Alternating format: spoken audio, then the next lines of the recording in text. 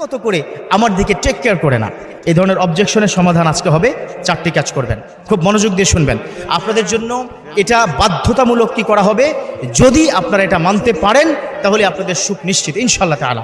1 নম্বর হচ্ছে স্বামীকে প্রশান্তিতে রাখবেন। কিসে রাখবেন? প্রশান্তিতে রাখবেন। এর মৌলিক কারণটা বলি।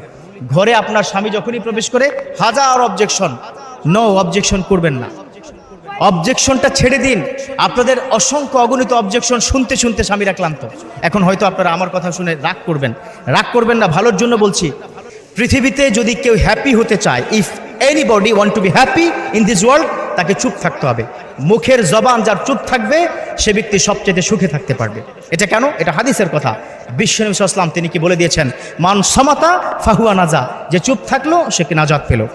এখন আপনার স্বামী ঘরে ঢুকলো, আপনি হাজার হাজার অবজেকশন, তুমি কি জানো তোমার বাচ্চা এটা করেছে, তোমার মা এটা করেছে, তোমার ভাই এটা করেছে, এটা আনুনি সেটা আনুনি। এটা করবেন না। প্রশান্তিতে রাখুন স্বামীকে।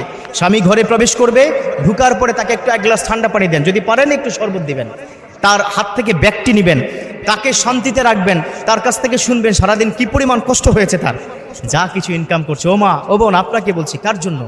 আপনার জন্য, আপনার সন্তানের জন্য। স্বামীরা হোটেলে ঢুকে বা এখানে সেখানে গিয়ে ভালো খাবার খেতে চায় না, সস্তা জিনিস খোঁজে। কেন? কারণ টাকা সেভ করতে হবে এই বাচ্চাটার জন্য, আপনার জন্য। তারপরে যদি আপনি না বুঝেন, আর কাকে বলবো?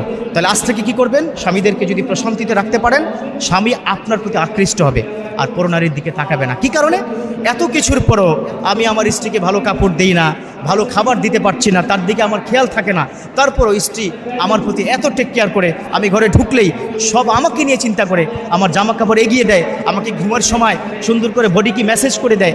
এর কারণটাই হচ্ছে আমি আমার স্ত্রীর যদিও যোগ্য হতে পারিনি, বাট স্ত্রী কিন্তু আমার জন্য যোগ্য। তখন আর স্বামী অন্যদিকে তাকাবে না। সেকেন্ড অপশন হচ্ছে স্বামীর শারীরিক চাহিদা মেটানো। এখন এটা নিয়ে একটু আলোচনাযোগ্য বিষয়।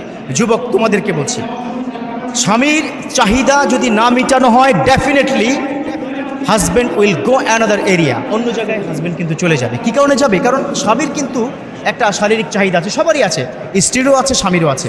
অনেক মা বোনেরা আপনারা কিন্তু এই কাজটা করেন। কোনো কারণে দুজনের মধ্যে যদি খুনসুটি হয়, একটু ঝগড়া হয়, কি করেন? আপনারা বিছানায় উল্টো দিকে ফিরে আপনারা শুয়ে থাকেন।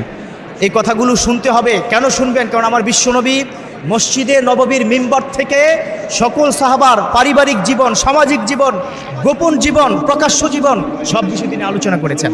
আমি আজকে কেন আলোচনা করব? আপনাদের মঙ্গলের জন্য, ভালোর জন্য। স্বামীর চাহিদা না মিটিয়ে কোনো স্ত্রী যদি অন্যদিকে ফিরিয়ে থাকে, বিশ্বনবীর হাদিস, লাআনাল্লাহু আলাইহা, আল্লাহ পাক সারা রাত পর্যন্ত তার উপর লানত বর্ষণ করেন। একজন লানতের ফেরেশতা প্রতি সেকেন্ডে ওই স্ত্রীর দিকে লানত করতে থাকেন।